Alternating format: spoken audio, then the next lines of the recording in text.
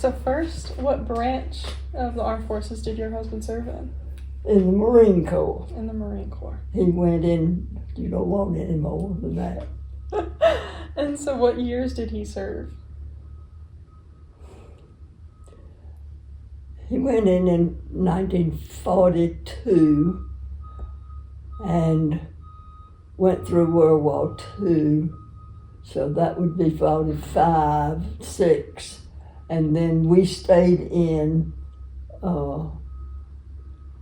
until 1952. We went back in during the Korean War. Oh, wow. And he served first at Camp Lejeune, which was completely cleared out because everybody that was there was immediately sent over to the Pacific. And so we had, as a lieutenant, little lieutenant, we had quarters on the post, which was fabulous. Right. Gave me a chance to live on post with other girls like me. I had 2 babies at the time. Yeah, what was that like for the family and for the children? Well, they were tiny. My Rob, I guess, was a 2, and Roger was about 9 months.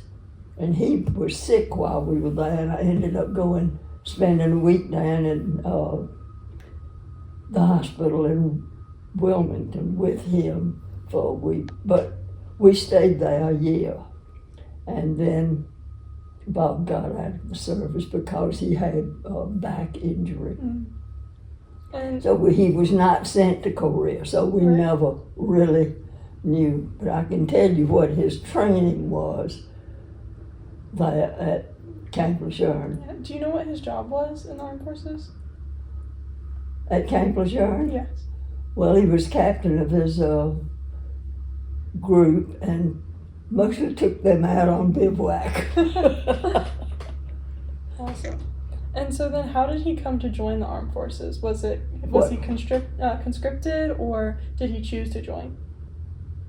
I didn't understand the question. So did he enlist, or was he Oh, well, conscripted by the see, draft? we were in because of World War II. Right. Everybody went enlisted. Mm-hmm. And so he was already in the Marine Corps and was called, well, he wasn't called back to service. He'd never left. Right. He had, that's not exactly right. After World War II, everybody came home, but they mostly stayed in service for another several years. Didn't know we were going to have another war right away. But he had gone every summer to summer camp, and so he was called back in immediately when the when the Korean War broke out. And I mean, do you remember like the politics of that? Like, Oh, well, Just the there wasn't US any was question about back it. at war. However, it turned out to be a war that we never should have gone into, but the government went, so everybody that was still on the road was called immediately back in because the people, the active service people were immediately called to go to the Pacific. Right. So we were immediately called back. We had, after World War II, and Bob came home, and we got married after he came home. He started a business in Mebane, North Carolina, so we moved there and lived there a year and a half. And then we moved to Raleigh. He went into the securities business, and we moved to Raleigh, and then he was called back into the service. So we pulled up stakes and went to Camp Lejeune. Right. So it was a different era, different time. When you were called, you went. Right. And then, so the last question I have is about Korea being considered the forgotten war. right, sandwiched between World War II and then Vietnam that were, these huge conflicts. So what do you kind of think about that era of being considered forgotten in history? Well, I think you can look back and know what we should have done, which was not to get into Vietnam, but we did, and nobody thought anything about it. Your government called you, and you went. It was a fiasco, certainly pulling the troops out, but you did what the government asked you to do. So I can't really answer your question the way you want me to. But I think that's a powerful idea that, all these young men standing up and saying, yes, I'll go and serve my country. They weren't there at the time. I can't condone not doing what you're asked to do. My generation certainly did. We was in rumors of wars, and they were not rumors, they were really there. So you went. Now, I can tell you more about World War II. I was looking through letters today to see if I could find a letter from Bob that had been, I'm old, my mind's gone, my vocabulary's gone, had been read by somebody before it was mailed to me, and literally with scissors, pieces of it had been cut out, just so you could see them, so that we wouldn't know where the people were that were writing to us, or what their plans were, or if they told anything in the letter that was telling what they were doing. So I have a stack of letters, and I couldn't find those particular ones, but I thought it would be interesting to you.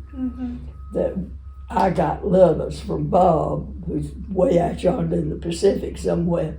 We didn't even know about these places that existed. Right. And that must have been We scary. certainly didn't know about Vietnam. Who ever heard of that? Yeah. So it was a bitter time, but we really didn't know about it over here. Right. I can tell you a lot of stories about World War II. I'm too old for you to interview.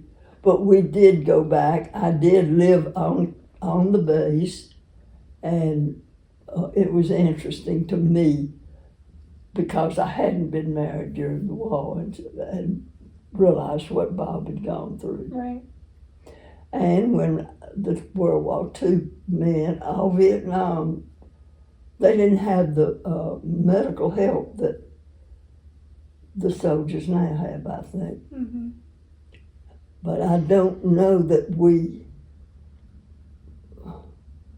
agonized as much. You just did it because it was the thing to do. And you came home and everybody else had been there too, so you weren't special. No. Right. But we didn't have these terrible things buried in the ground that you walk and get blown up. It was a much more straightforward, don't you think so, what you've read? Right, that it was, Than the wars that we're living through now. Right, and modern warfare has changed so much. Well, I've given up on ever thinking there'll be no wars. Wars and rumors of wars. It's the way man is, unfortunately. Tell you how it was to live on base. Made really good friends with these other people from all over the United States. We all left every morning. Our men got up and left at 5 o'clock in the morning or 4 o'clock in the morning to go out on bivouac. they would come home full of ticks. And I spent every night that Bob had been on bivouac looking over his whole body and picking ticks off of him. Oh my gosh. And so it was tough. Just 25 years old, you know. Well, he was an old man at 25. So it was a different kind of way to live. But the other ladies and I had a good time, and we would take our babies, children out. I had this 2-year-old and an infant. And I took everything down there. They moved us and into a little house not as big as this one. And I had just been married a couple of years, you know, 3.